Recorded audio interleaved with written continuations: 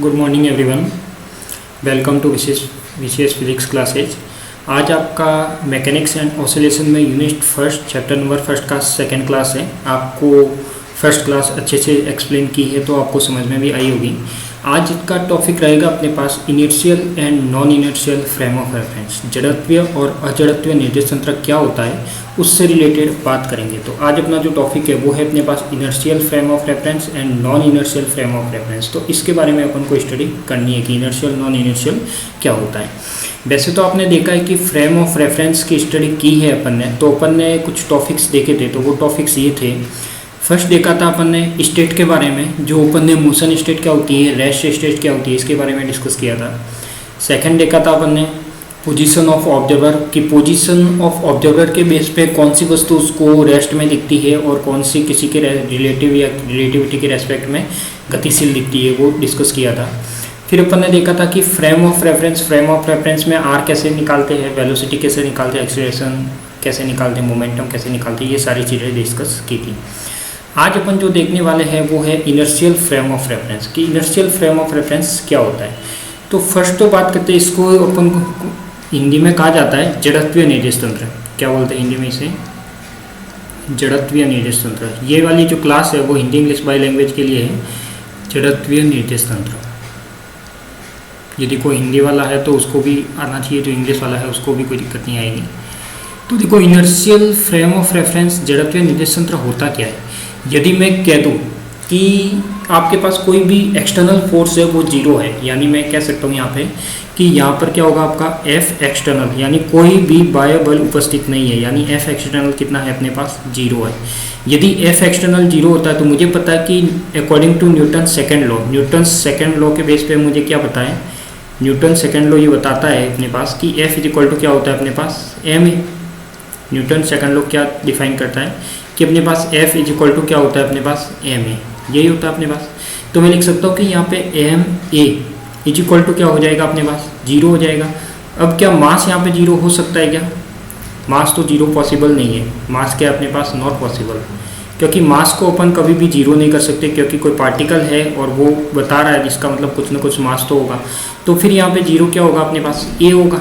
क्या होगा अपने पास, ए जीरो होगा। यानी मैं कह सकता हूँ कि जो इनिशियल फ्रेम ऑफ रेफरेंस होता है उसमें जो पार्टिकल का मोशन होता है वो कैसा होता है, त्वरण रहित होता है। यानी मैं कह सकता हूँ कि नॉन एक्सीलरेटेड होता है। इसको मैं क्या कह सकता हूँ कि यदि ए इज इक्वल टू जीरो आ रहा है, इसका मतलब यदि मैं इसमें वी की वैल्यू निकालता हूँ तो वो वी की वैल्यू क्या आ जाएगी, डी वी अपॉन में D T is equal to क्या आ जाएगा अपने पास, कॉन्स्टेंट आ जाएगा। क्या आ जाएगा, डी वी अपॉन में डी टी कॉन्स्टेंट नहीं आएगा, ये तो अपने पास क्या रहेगा, जीरो रहेगा। इसका यदि मैं वी निकालता हूँ तो अपने पास क्या आएगा, कॉन्स्टेंट आएगा। तो ये तो अपने पास क्या रहेगा अपने पास, D V by D T तो जीरो रहेगा। तो ये तो अपने पास हो जाएगा D V by D T is equal to zero. But इसको यदि मैं सॉल्व करता हूँ तो वी इज इक्वल टू क्या आ जाएगा अपने पास, कॉन्स्टेंट आ जाएगा। क्या आ जाएगा, कॉन्स्टेंट। तो यहाँ से मुझे ये पता लगता है कि जो अपने पास पार्टिकल का मोशन होता है, यदि मैं कह सकता हूँ कि इसमें जो पार्टिकल का मोशन होगा, मोशन ऑफ पार्टिकल होगा, वो क्या होगा अपने पास, मोशन ऑफ पार्टिकल वो अपने पास क्या होगा, त्वरण रहित हो। त्वरण क्या होगा अपने पास, रहित होगा, यानी विदाउट एक्सीलरेशन होगा। क्या हो जाएगा अपने पास, विदाउट एक्सीलरेशन। यानी कोई भी पार्टिकल यदि मूव करता है तो वो विदाउट एक्सीलरेशन मूव करेगा।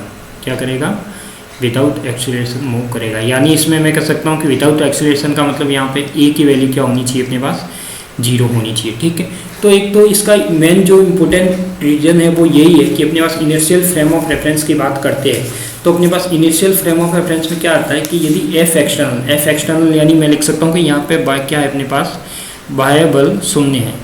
क्या है अपने पास, बाह्य बल क्या हो जाएगा अपने पास, शून्य हो जाएगा। यदि बाह्य बल जीरो है या बाह्य बल अनुपस्थित है, क्या है अपने पास, बाह्य बल अनुपस्थित है, तो मैं यहाँ पे लिख सकता हूँ कि F is equal to M A क्या हो जाएगा अपने पास, जीरो हो जाएगा। तो मैं कह सकता हूँ कि यदि एम ए जीरो होता है तो एम की वैल्यू तो जीरो पॉसिबल नहीं है, तो जीरो क्या पॉसिबल है अपने पास, ए जीरो होना पॉसिबल है। तो इससे मैं सॉल्व कर सकता हूँ कि यहाँ पे वी इज इक्वल टू क्या आएगा, कॉन्स्टेंट आएगा, जिससे अपन बता सकते हैं कि मोशन ऑफ पार्टिकल क्या होगा अपने पास, विदाउट एक्सीलरेशन होगा। इसका जो भी मोशन होगा वो कैसा होगा, विदाउट एक्सीलरेशन। यानी मैं बोल सकता हूँ यहाँ पे कैसा होना चाहिए आपका, त्वरण रहित होना चाहिए। क्या होना चाहिए, त्वरण रहित। तो ये वाला जो केस आएगा वो किस में आएगा अपने पास, इनर्शियल फ्रेम ऑफ रेफरेंस में आएगा। किस में आएगा अपने पास, इनर्शियल फ्रेम ऑफ रेफरेंस में आएगा। किस में आएगा, इनर्शियल फ्रेम ऑफ रेफरेंस में। तो यहाँ से मैं बात करता हूँ कि ये जो अपने पास आता है वो क्या आता है, त्वरण रहित आता है। तो त्वरण रहित का मतलब क्या होगा, इसमें जड़त्वीय निर्देश तंत्र में वर्कआउट करेगा। क्या करेगा, जड़त्वीय निर्देश तंत्र में वर्कआउट करेगा। तो ये क्या हो जाएगा, त्वरण रहित हो जाएगा। ठीक है, इसके बाद एक रीजन अपन ये मानते हैं, एक ये मानते हैं कि जो जड़त्वीय निर्देश तंत्र होते हैं क्या होते हैं, इनर्शियल फ्रेम ऑफ रेफरेंस होते हैं। उसमें जो न्यूटन्स के फर्स्ट नियम यानी obey of Newton's first law, Newton first law and second law, first law and second law. अब देखो फर्स्ट लॉ और सेकेंड लॉ क्या कहता है, पहले तो अपन को ये पता होना चाहिए कि फर्स्ट लॉ और सेकेंड लॉ क्या कहता है। यदि मैं कहता हूँ कि न्यूटन्स के नियमों का पालन होता है, यानी जो जड़त्वीय निर्देश तंत्र है उसमें न्यूटन के प्रथम नियम एवं द्वितीय नियम का क्या होता है, पालन होता है। प्रथम नियम एवं द्वितीय नियम का क्या होता है, पालन होता है। द्वितीय नियम का क्या होगा, पालन होगा। ठीक है, तो मैं कह सकता हूँ कि इसमें फर्स्ट लॉ और सेकेंड लॉ का क्या होता है, पालना होती है, यानी ये फॉलो करता है, ओबे करता है। तो इसको मैं लिख सकता हूँ कि यहाँ पे क्या होगा कि न्यूटन का फर्स्ट लॉ क्या कहता है, जिसे अपन लॉ ऑफ इनर्शिया कहते हैं। जो न्यूटन का फर्स्ट लॉ होता है उसे जड़त्व का नियम या इनर्शिया लॉ बोलते हैं। ये क्या कहता है, फर्स्ट लॉ ये कहता है कि अपने पास कोई भी पार्टिकल या कोई भी बॉडी यदि वो रेस्ट में है तो वो रेस्ट में ही रहेगी जब तक उस पर कोई एक्सटर्नल फोर्स नहीं लगाया जाता। क्लियर।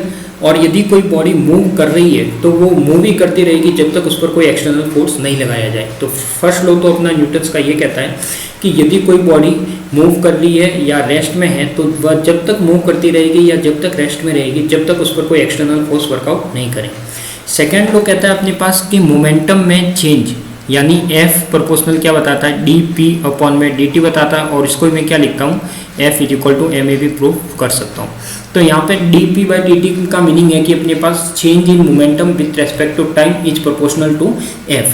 तो यहाँ पे जो मोमेंटम का टाइम के साथ जो भी चेंज हो रहा है वो प्रोपोर्शनल होगा F के। तो वो क्या बताता है, अपना न्यूटन्स का सेकेंड लॉ बताता है। ठीक है, तो ये वाली चीज़ अपन को क्या करनी है, ध्यान में रखनी है। तो इतनी अपन ध्यान में रखनी है। अब यदि मैं इसके एग्जाम्पल देखूँ तो देखो एग्जाम्पल में क्या आ जाएगा कि यदि कोई यूनिफॉर्म वेलोसिटी से क्या होगा, अपने पास कोई यूनिफॉर्म वेलोसिटी से यानी एक समान चाल से कोई पार्टिकल मूव करता है, एक समान चाल से या एक समान वेग से कण की गति, एक समान वेलोसिटी से यदि किसी कण की गति होती है तो वो किस में आएगा, अपने पास इनर्शियल फ्रेम ऑफ रेफरेंस में आएगा। क्यों, क्योंकि मुझे पता है कि यदि यूनिफॉर्म वेलोसिटी है इसका मतलब v क्या आ जाएगा, यहाँ पे कांस्टेंट आएगा। तो अपन ने यहाँ पे प्रूफ भी किया है कि इस इनर्शियल फ्रेम ऑफ रेफरेंस में जो v आता है वो अपने पास क्या आता है, कांस्टेंट आता है। अपन ने यहाँ पे निकाला भी था। तो यहाँ से क्या पता लगेगा, या तो वो v कांस्टेंट रहेगा या समान वेग से गति करेगा, या फिर मैं लिख सकता हूँ कि जो भी पार्टिकल होगा वो क्या होगा, अपने पास रेस्ट में होगा। क्या होगा, रेस्ट में होगा। तो रेस्ट में होगा, जो भी पार्टिकल होगा वो क्या होगा, अपने पास रेस्ट में होगा। तो रेस्ट में हो सकता है तब अपने पास कण क्या होगा, अपने पास विराम अवस्था में होगा। तो ये सारी की सारी सारी कंडीशन किस में आ जाएगी, अपने पास इनर्शियल फ्रेम ऑफ रेफरेंस में आ जाएगी। अब मैं कहता हूँ कि डेली लाइफ में ये देखने को मिलता है क्या, तो अपन डेली लाइफ में इसको देखने को नहीं कह सकते। यदि मैं कहता हूँ कि यदि कोई पार्टिकल एक यूनिफॉर्म वेलोसिटी से एक समान वेग से गति करता है, इसका मतलब तो वो इनर्शियल फ्रेम ऑफ रेफरेंस है। यदि उसकी वेलोसिटी चेंज होती है इसका मतलब वो एक्सेलरेशन के साथ मूव कर रहा है, यानी ए उसकी कुछ वैल्यू मिल रही है। यदि यहाँ पे v कांस्टेंट है इसका मतलब यहाँ पे a की वैल्यू क्या होगी, 0 होगी।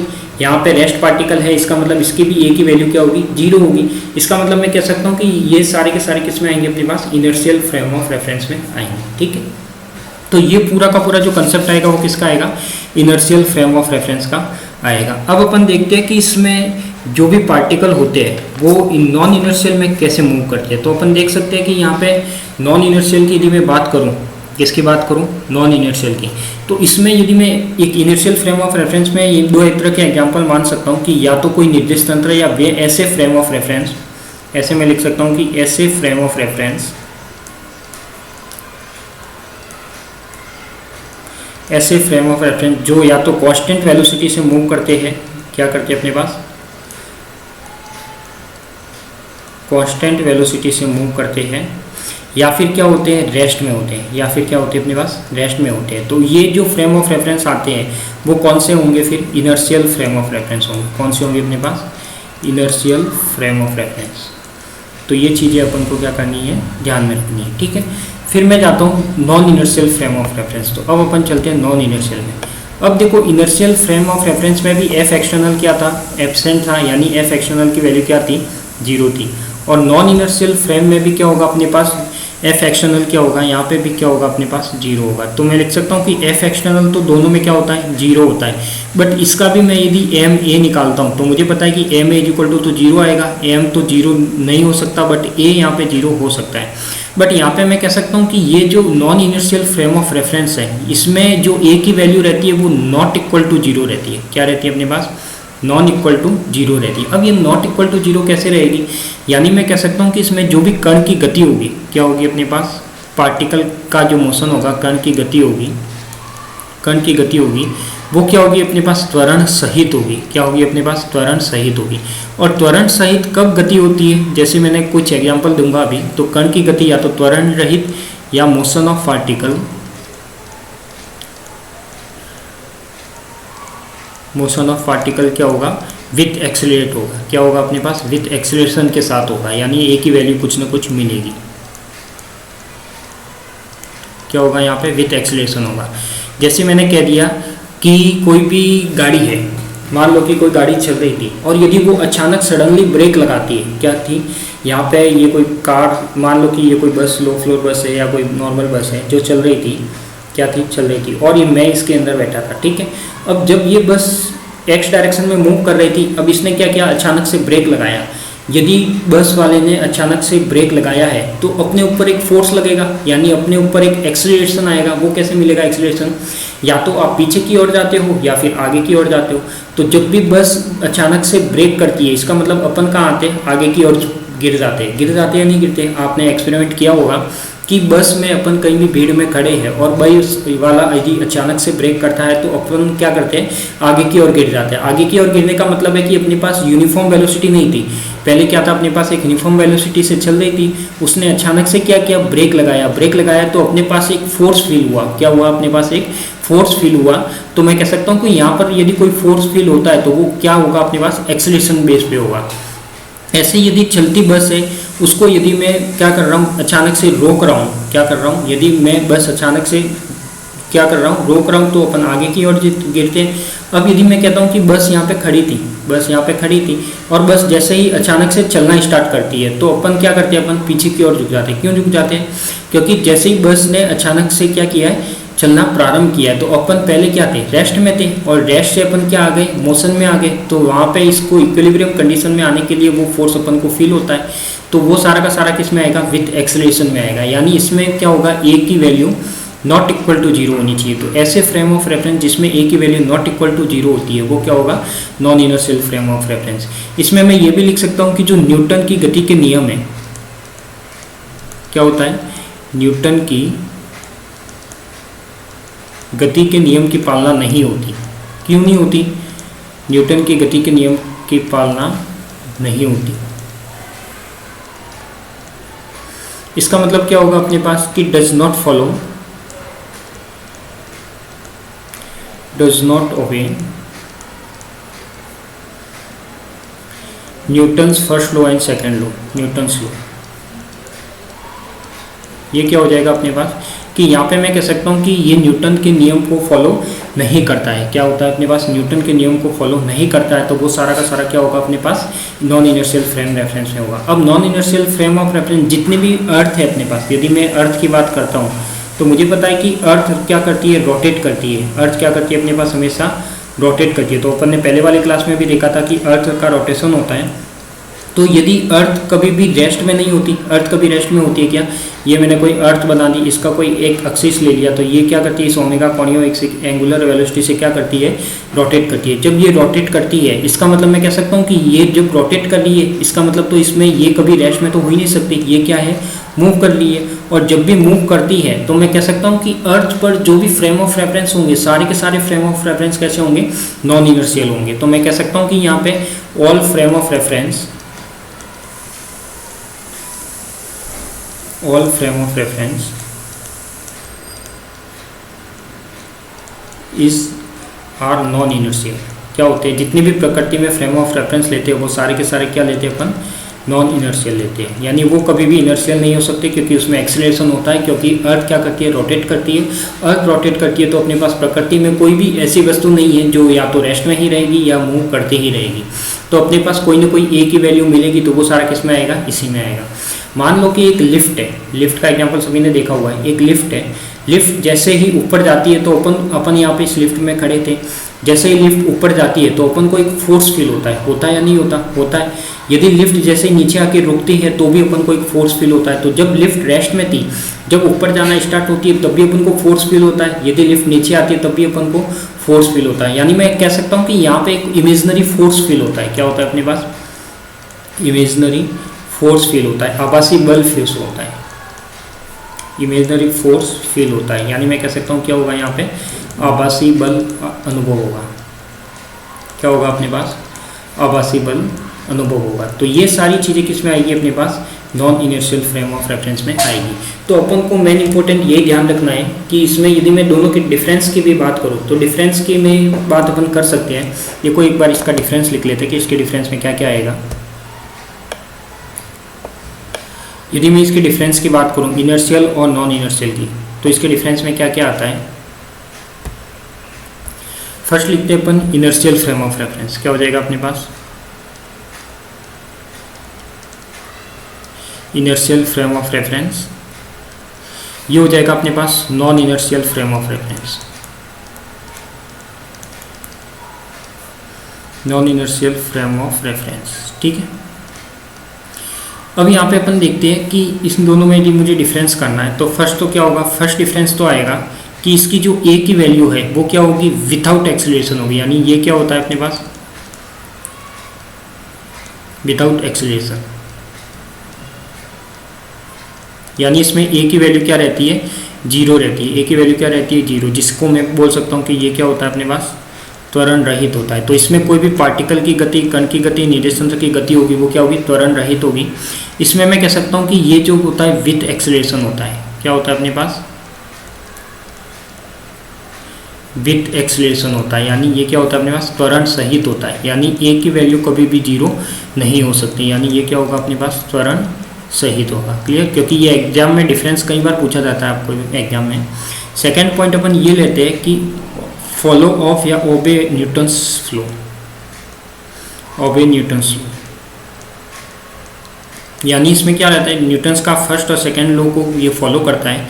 यानी न्यूटन के नियम का पालन करता है। क्या करता है,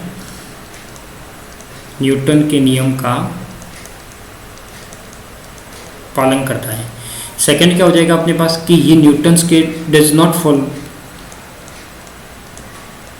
does not obey Newton's law,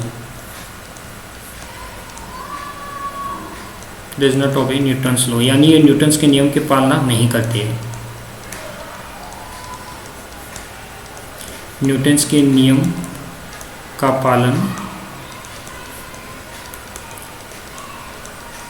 नहीं करते। ठीक है, ये हो जाएगा। फिर अपन कह सकते हैं कि थर्ड पॉइंट क्या हो जाएगा अपने पास कि इसमें जितने भी निर्देश तंत्र होते हैं वो सभी निर्देश तंत्र ये क्या है, कल्पना मात्रा है। तो मैं कह सकता हूँ कि सभी निर्देश तंत्र, जड़त्वीय निर्देश तंत्र, सभी निर्देश तंत्र या सभी all frame of reference, all frame of reference किस में आएंगे अपने पास, नॉन इनर्शियल में आएंगे, जिसमें ए की वैल्यू क्या रहती है, नॉट इक्वल टू जीरो। तो यहाँ पे मैं कह सकता हूँ कि यहाँ पे क्या होगा अपने पास कि यदि न्यूटन्स के नियम का पालन नहीं होता तो थर्ड यहाँ पे लिख सकता हूँ कि ये जो इनर्शियल फ्रेम ऑफ रेफरेंस है वो एक इमेजनरी होता है। क्या होता है अपने पास, इमेजनरी होता है। ठीक है, एक मैं लिख सकता हूँ कि फोर्थ में इसमें कोई इमेजनरी फोर्स फील नहीं होता, इसमें कोई आभासी बल फील नहीं होता। यानी मैं लिख सकता हूँ कि यहाँ पे अपने पास कोई भी जो आभासी बल है, इमेजनरी फोर्स नॉट फील। क्या होता है, कोई भी आभासी बल नहीं लगता, कोई भी आभासी बल नहीं लगता। और इसमें क्या आ जाएगा अपने पास कि फोर्स फील होता है, यानी आभासी बल लगता है। देखो आप जो मैं बता रहा हूँ उसके अकॉर्डिंग आप नोट्स बनाते हुए चलना, आभासी बल लगता है। या क्या हो जाएगा अपने पास, इमेजनरी फोर्स फील, यानी कोई ना कोई फोर्स अपन को फील होता है। जैसे गाड़ी का अचानक रुक जाना, लिफ्ट में अचानक ऊपर चलना, लिफ्ट का अचानक नीचे चलना, तो वो सारे क्या बताएंगे अपने पास, फोर्स फील करवाएंगे। तो ये अपने पास क्या था, इनर्शियल फ्रेम और नॉन इनर्शियल फ्रेम। जो एक्सटर्नल फोर्स है वो तो यहाँ भी जीरो है, यहाँ पे मैं लिख सकता हूँ एफ एक्सटर्नल फोर्स तो यहाँ भी जीरो है, यानी बाह्य बल क्या होगा अपने पास, अनुपस्थित होगा। क्या होता है, अनुपस्थित होता है। और एफ एक्सटर्नल यहाँ भी जीरो है, दोनों में एफ एक्सटर्नल जीरो है। बट यहाँ पे ये है कि एफ एक्सटर्नल जीरो होने पर ए की वैल्यू जीरो है, यहाँ पे एफ एक्सटर्नल जीरो होने पर ए की value not equal to zero है। क्यों, क्योंकि यहाँ पर अपन को कोई ना कोई आभासी बल, इमेजनरी बल फील होता है, जिसकी वजह से अपन क्या मानते हैं, non inertial frame of reference. तो प्रकृति में जितने भी फ्रेम ऑफ रेफरेंस है वो सारे के सारे क्या होते हैं, नॉन इनर्शियल होते हैं, न कि इनर्शियल। तो जितने भी प्रकृति में निर्देश तंत्र लेंगे वो सारे के सारे क्या होंगे, अजड़त्वीय निर्देश तंत्र होंगे। तो मैं लिख सकता हूँ कि ये सारे के सारे क्या होते हैं, प्रकृति में उपस्थित सभी निर्देश तंत्र क्या होते हैं, अजड़त्वीय होते हैं। तो अपन ने लिख लिया कि ऑल फ्रेम ऑफ रेफरेंस क्या होगा अपने पास, नॉन इनर्शियल होगा। क्या होगा अपने पास, नॉन इनर्शियल होगा। क्लियर।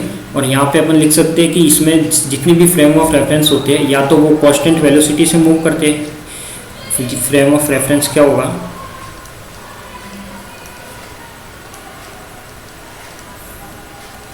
या तो क्या करेंगे वो v इज इक्वल टू उनका कांस्टेंट वेलोसिटी मिलेगी, यानी कांस्टेंट वेलोसिटी से मूव करते हैं, या फिर वो क्या होते हैं, रेस्ट में होते हैं, तभी वो इनर्शियल फ्रेम ऑफ हो सकते हैं। बाकी इसमें तो क्या होते हैं अपने पास कि जितने भी फ्रेम ऑफ रेफरेंस है, फ्रेम ऑफ रेफरेंस है वो सारे के सारे नॉन इनर्शियल होते हैं। क्यों, क्योंकि इसमें कोई v कांस्टेंट नहीं होता, क्योंकि a not equal to zero है। जब a not equal to zero है तो dv बाई dt भी जीरो तो हो नहीं सकता। क्लियर है यहाँ से कि जब ये वाली वैल्यू भी जीरो नहीं हो सकती, मतलब v की कुछ ना कुछ वैल्यू मिलेगी। तो यदि कोई यूनिफॉर्म वेलोसिटी से मूव करता है तो वो इनर्शियल में आएगा, यदि नॉन यूनिफॉर्म वेलोसिटी से मूव करता है तो वो किस में आएगा, नॉन इनर्शियल में आएगा। ठीक है। तो आज की क्लास में अपन यही देखने वाले थे कि इनर्शियल फ्रेम ऑफ रेफरेंस क्या होता है, non inertial frame of reference क्या होता है, और इन दोनों का डिफरेंस क्या होता है। तो आज अपन ने ये देखा कि इनर्शियल और non inertial frame of reference से क्या मीनिंग होता है। ठीक है। आपको क्लास अच्छी लगी हो तो आप YouTube चैनल को लाइक, शेयर एंड सब्सक्राइब करना ना भूलें, और आगे से आगे ज़्यादा से ज़्यादा स्टूडेंट तक इस क्लास को पहुँचाएं। ठीक है। आज के लिए इतना ही, मिलते हैं अपन नेक्स्ट क्लास में। Thank you.